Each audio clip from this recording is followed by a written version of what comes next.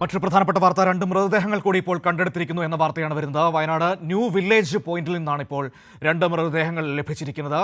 വിവരങ്ങളുമായി സിജു കണ്ണൻ ചേരുകയാണ്. സിജു, 2 മൃതദേഹങ്ങൾ കൂടി ഇപ്പോൾ കണ്ടെടുത്തിരിക്കുന്നു എന്ന വിവരങ്ങളാണ് പുറത്തേക്ക് വരുന്നത്. ന്യൂ വില്ലേജ് പോയിന്റ് എന്ന് പറയുന്ന മേഖലയിൽ നിന്നാണ് ഇപ്പോൾ 2 മൃതദേഹങ്ങൾ കണ്ടെടുത്തിരിക്കുന്നത്.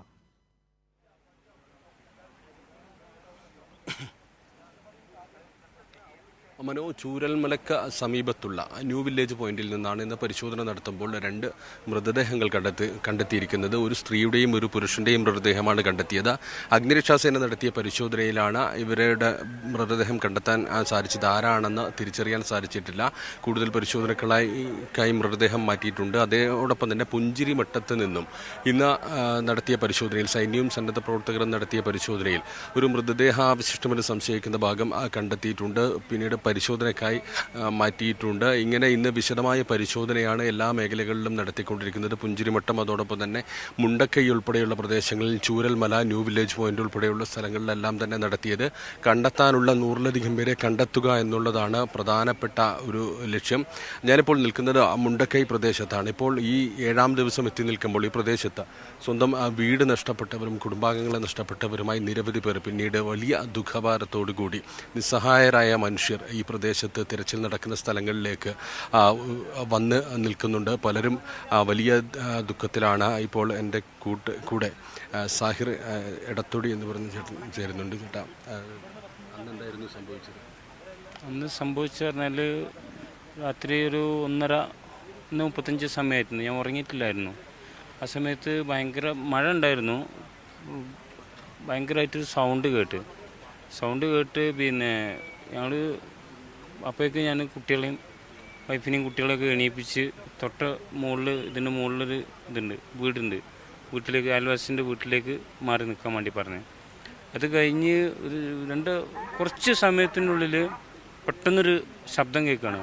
ശബ്ദം ഇങ്ങനെ വന്നുകൊണ്ടിരിക്കണേ. ഞങ്ങൾ ഞങ്ങൾ ഓടിക്കഴിഞ്ഞ് പിന്നെ നോക്കുമ്പോൾ ഒരു രക്ഷയില്ല. അപ്പോഴേക്ക് എൻ്റെ ഭാര്യ വീടാണ് ഈ കിടക്കുന്നത്.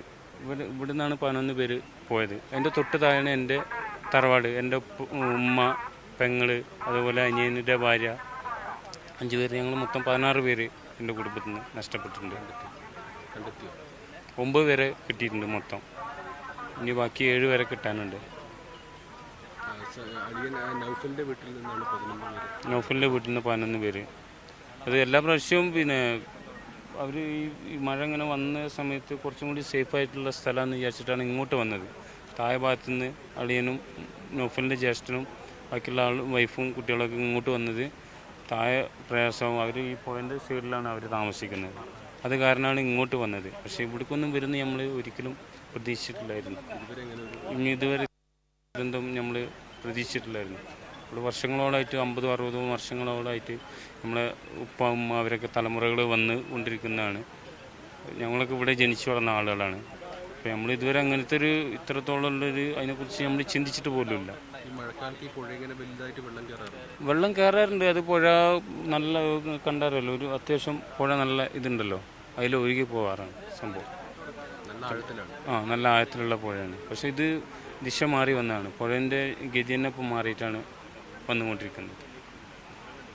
മനു, ഇങ്ങനെ വലിയ ദുഃഖത്തിലുള്ള മനുഷ്യരെയാണ് നമുക്ക് മുണ്ടക്കൈയിൽ നിൽക്കുമ്പോൾ ഇപ്പോൾ കാണാൻ സാധിക്കുന്നത്. സാഹിറിൻ്റെ കുടുംബത്തിൽ നിന്ന് 5 പേരെയാണ് നഷ്ടപ്പെട്ടത്. സാഹിറിൻ്റെ അളിയൻ്റെ കുടുംബത്തിൽ നിന്ന് 11 പേരെയും കാണാതായി. അതിൽ നിന്ന് 9 പേരെ മാത്രമാണ് കണ്ടെടുക്കാൻ കഴിഞ്ഞത്. മറ്റുള്ളവർക്കായി തിരച്ചിൽ നടന്നുകൊണ്ടിരിക്കുകയാണ്. മുണ്ടക്കയം നിൽക്കുമ്പോൾ ഇങ്ങനെ വലിയ ദുഃഖത്തോടു കൂടിയുള്ള മനുഷ്യർ, അവരോട് നമുക്ക് സംസാരിക്കാൻ പോലും കഴിയാത്ത സാഹചര്യമാണ്. വലിയ ദുഃഖഭാരത്തിൽ അവർ ഈ തങ്ങളുടെ എല്ലാമായിരുന്ന വീടിരുന്ന സ്ഥലം, അതോടൊപ്പം തന്നെ കുടുംബക്കാരെ നഷ്ടപ്പെട്ട സ്ഥലത്തെല്ലാം തന്നെ ഈ രക്ഷാപ്രവർത്തകർ പരിശോധന നടത്തുമ്പോൾ ദുഃഖത്തോടുകൂടി, നിസ്സഹായതയോടുകൂടി നോക്കിയിരിക്കുകയാണ്. ഇങ്ങനെയുള്ളൊരു ദൃശ്യങ്ങളാണ് നമുക്കിവിടെ നിന്ന് കാണാൻ കഴിയുന്നത്. ഏതായാലും പരിശോധനകൾ തുടരുകയാണ്.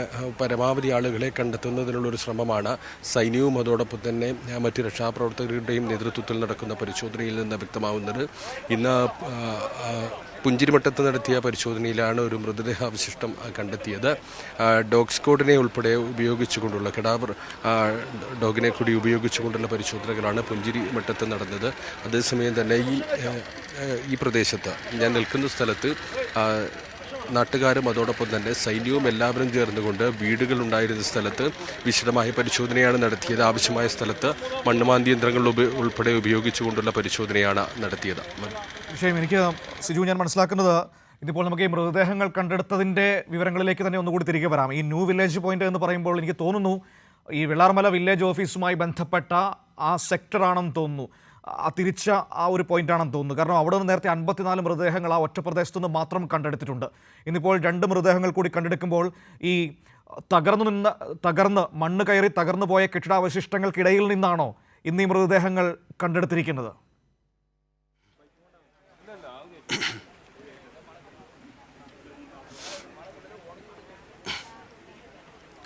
മനു, വെള്ളാർമല സ്കൂളിൻ്റെയും ആ പരിസര പ്രദേശത്ത് ചൂരൽമലയുടെ ഭാഗത്തായാണ് ഈ ന്യൂ വില്ലേജ് അവിടെ നടത്തിയ പരിശോധനയിലാണ് കെട്ടിടാവശിഷ്ടങ്ങൾക്കിടയിൽ നിന്ന് ഒരു സ്ത്രീയുടെയും ഒരു പുരുഷൻ്റെയും മൃതദേഹം കണ്ടെത്തിയത്. ഇന്ന് രാവിലെ മുതൽ ഈ മേഖല കേന്ദ്രീകരിച്ച് ഡ്രോൺ പരിശോധന ഉൾപ്പെടെ ഐബോർഡ് ഡ്രോൺ സംവിധാനം ഉൾപ്പെടെ ഉപയോഗിച്ചുകൊണ്ടുള്ള പരിശോധനകൾ നടത്തിയിരുന്നു.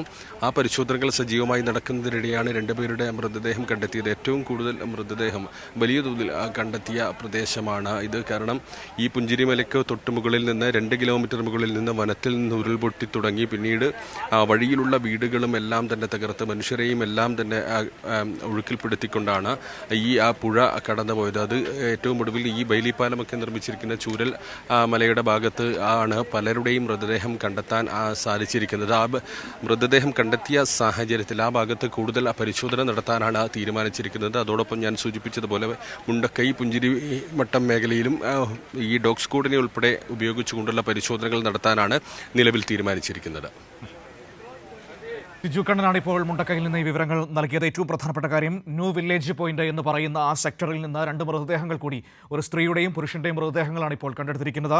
അവിടുത്തെ തകർന്ന വീടുകളുടെ അവശിഷ്ടങ്ങൾക്കിടയിൽ ചെളികൾക്കിടയിൽ നടത്തിയ പരിശോധനയിലാണ് ഇപ്പോൾ ഈ ഫയർഫോഴ്സ് സംഘവും സൈന്യവും ചേർന്ന് നടത്തിയ പരിശോധനയിലാണ് ഈ മൃതദേഹങ്ങൾ കണ്ടെടുത്തിരിക്കുന്നത്.